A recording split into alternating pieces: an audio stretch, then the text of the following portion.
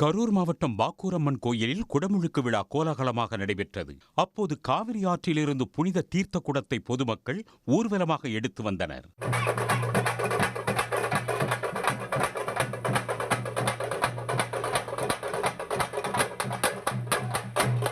பழனியில் உள்ள ரெணகாளியம்மன் கோயிலில் குடமுழுக்கு விழா வெகு விமர்சையாக நடைபெற்றது. சிவாச்சாரியார்கள் வேத மந்திரங்கள் முழங்க புண்ணிய நதிகளில் இருந்து கொண்டுவரப்பட்ட தீர்த்தம் கோபுர கலசத்திற்கு ஊற்றி நடந்த குடமுழுக்கு விழாவில் ஆயிரக்கணக்கான பக்தர்கள் பங்கேற்று அம்மனை வழிபட்டனர்.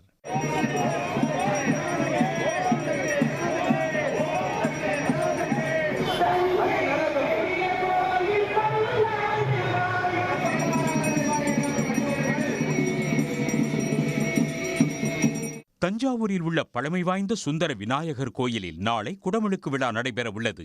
இதையொட்டி இரட்டை வெள்ளை குதிரைகள் பூட்டிய சாரட் வண்டியில் குடமுழுக்குக்கான புனித நீர் குடம் ஊர்வலமாக எடுத்து வரப்பட்டது. அப்போது 500க்கும் மேற்பட்ட பெண்கள் முளைப்பாரி சுமந்து செல்ல புலியாட்டம் மயிலாட்டத்துடன் ஊர்வலம் நடந்தது. முளைப்பாரி எடுத்து ரொம்ப பெருமையா இருக்குது. இந்த கோயில் ரொம்ப 150 வருஷத்துக்கு பழமையான கோயில். இந்த கோயில் எல்லாமே தமிழ் அர்ச்சனை தான், எதுவுமே இது கிடையாது. மக்கள் விரதம் இருந்து தமிழ்ல தான் குடமுழுக்கு விழா கொண்டாடுறாங்க. திருவண்ணாமலை மாவட்டம் ஆரணியில் மிகவும் பிரசித்தி பெற்ற கில்லா ஸ்ரீனிவாச பெருமாள் கோயிலில் குடமுழுக்கு விழா நடைபெற்றது. இதில் கலந்து கொண்ட ஆயிரக்கணக்கான பக்தர்கள் மீது புனித நீர் தெளிக்கப்பட்டது.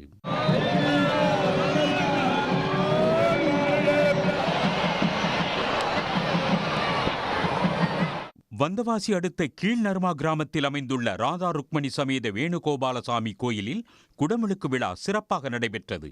ஏராளமான பொதுமக்கள் இதில் கலந்து கொண்டு தரிசனம் செய்தனர்.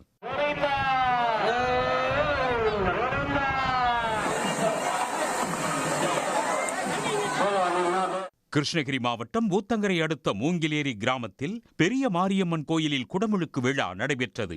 இதில் ஏராளமானோர் பங்கேற்று சாமி தரிசனம் செய்தனர்.